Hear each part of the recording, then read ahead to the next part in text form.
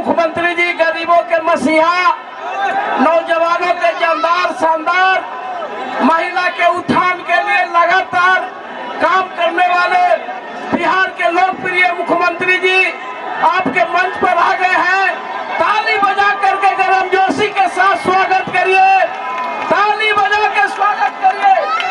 और आपके बीच एनडीए के प्रत्याशी, जन जन के लोकप्रिय टेकारी के लगातार गांव में घूमने वाले एनडीए के प्रत्याशी डॉक्टर अनिल कुमार जी आपके बीच में आ रहे हैं। करें और बिहार के पूर्व मंत्री वर्तमान मंत्री विजय कुमार चौधरी जी आए और अपनी बातों को रखें।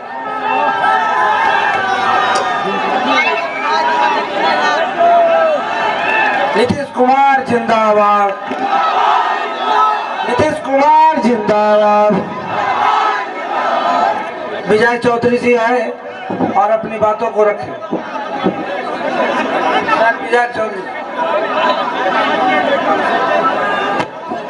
साथियों, हमको कोई भाषण नहीं देना है, इसलिए अब मात्र आधे घंटे बच गए हैं प्रचार के, इसलिए हम लोगों से ज्यादा मुख्यमंत्री जी को सुनना आप पसंद भी करेंगे और लाभदायक भी है।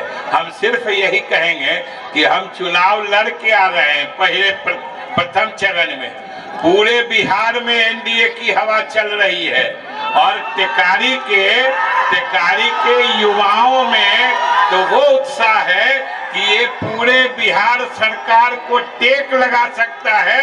इसलिए टेकारी के लोग आगे बढ़िए, अनिल जी को यहाँ से पटना भेजिए और पूरे सरकार को टेक दीजिए। बहुत बहुत धन्यवाद। और हम लोग के विकास पूर्व माननीय मुख्यमंत्री जी आए और अपनी बातों को रखे। माननीय मुख्यमंत्री नीतीश कुमार जिंदाबाद, नीतीश कुमार जिंदाबाद।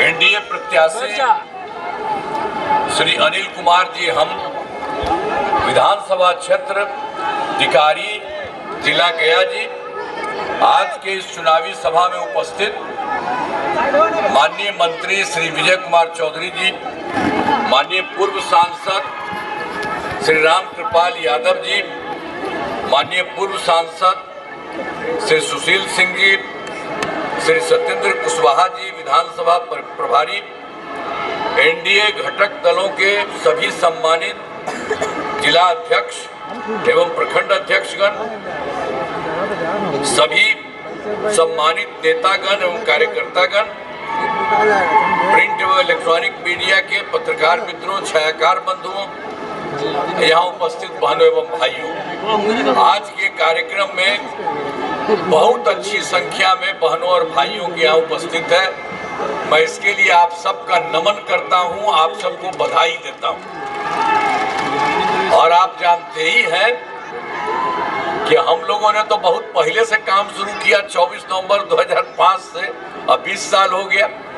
लेकिन हम लोगों के पहले वाला जो था वो लोग कोई काम किया है? याद है ना पहले क्या स्थिति थी? पहले बहुत बुरा हाल था, लोग शाम के बाद घर से बाहर नहीं निकलते थे, समाज में कितना विवाद होता था, कितना हिंदू मुस्लिम झगड़ा होता था, पढ़ाई का क्या हाल था, बहुत कम बच्चे पढ़ते थे, बहुत कम पढ़ाई होती थी, पहले इलाज का पूरा इंतजाम नहीं था, सड़कें बहुत कम थी और जो थी उनका बुरा हाल था, बिजली बहुत कम जगह पर थी। ये पहले वाला, हम लोगों के पहले वाला, तो उन लोगों का कोई काम नहीं, हर तरह से इसी प्रकार रहता। और जैसे ही हम लोगों की सरकार बनी तब से हम लोगों ने पूरा का पूरा काम करना शुरू किया। और आप जानते ही हैं मुस्लिम वालों के लिए भी इन लोगों को ये चाह रहा था, कब्रिस्तान की घेराबंदी नहीं किया तो हम लोगों ने तो 2006 में ही कर दिया। अब बड़े पैमाने पर कब्रिस्तानों की घेराबंदी की जा चुकी है, अब कोई झगड़ा झंझट नहीं होता।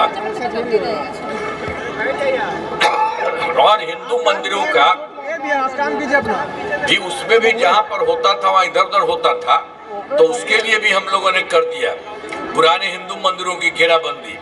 तो इस सब तरह से सारा काम कराया गया और हम लोगों ने सर्वप्रथम शिक्षा और स्वास्थ्य के क्षेत्र में विशेष ध्यान दिया गया।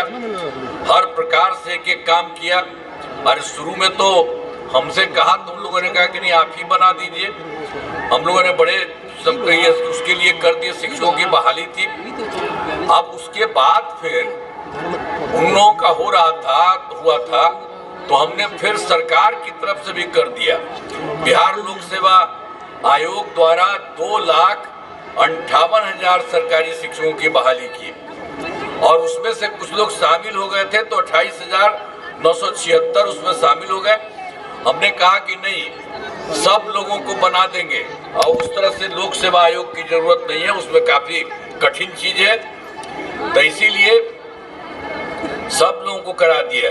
इन्हें मामूली सी परीक्षा लेकर सरकारी शिक्षक बनाया गया। 5 राउंड किए थे।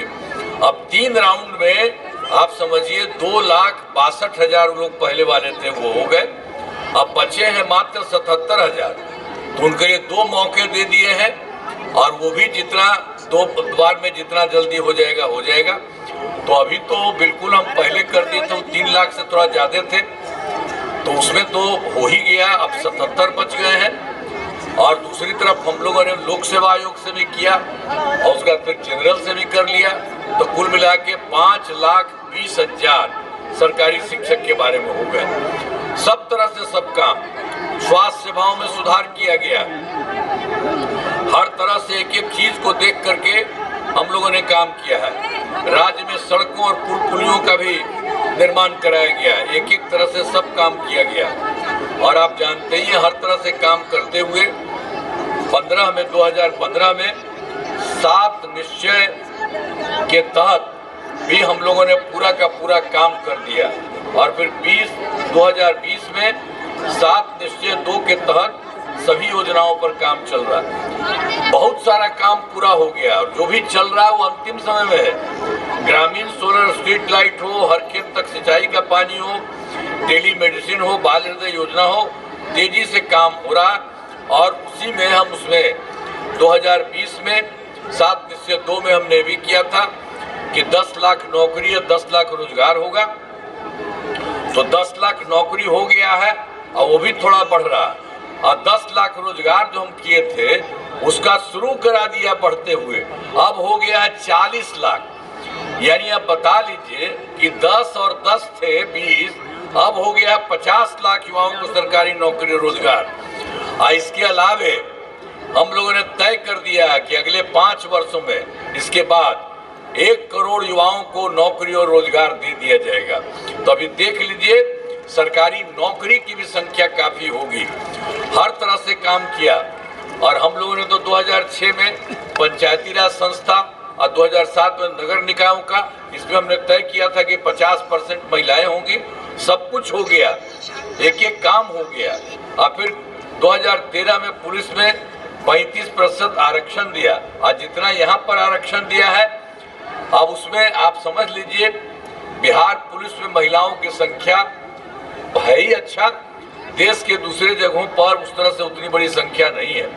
और फिर वर्ष 2016 में महिलाओं को नौकरी में 35% आरक्षण दिया। एक एक तरह से काम किया है।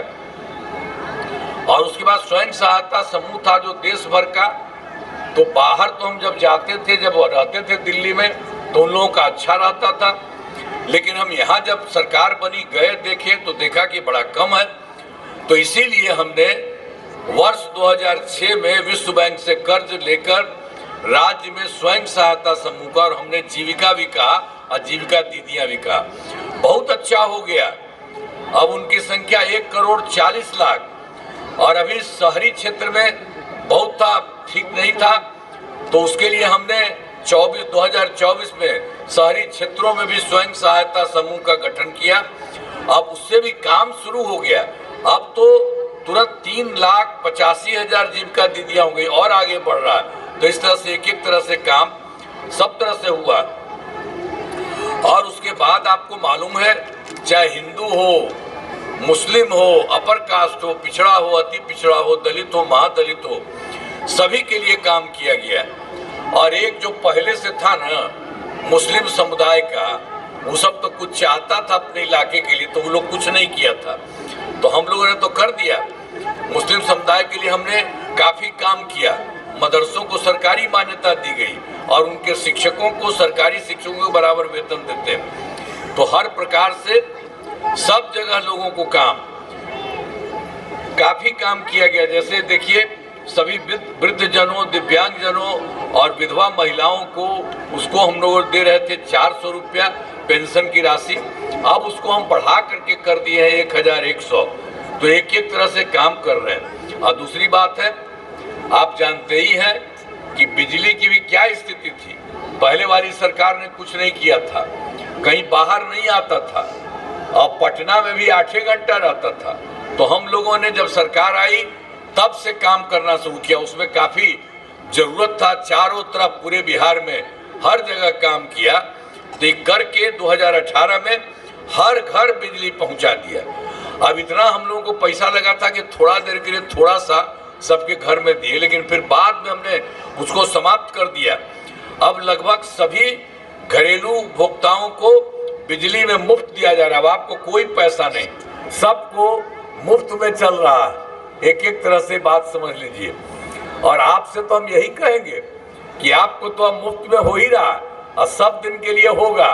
और उसके बाद आप अपने घर के बारे में, घरवा के ऊपर भी हम लोग एक चीज लगा देंगे आपको नहीं पैसा लगेगा, हम ही लोग लगा देंगे और आपको ये भी अच्छा लगेगा, वो भी अच्छा लगेगा। तो ये सब का सब काम हम लोग कर रहे हैं।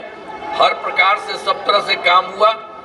अब उसके बाद जान लीजिए कि हम लोग तो जितना करना था कर ही रहे हैं, लेकिन अब केंद्र सरकार की तरफ से भी काफी फायदा हो रहा है।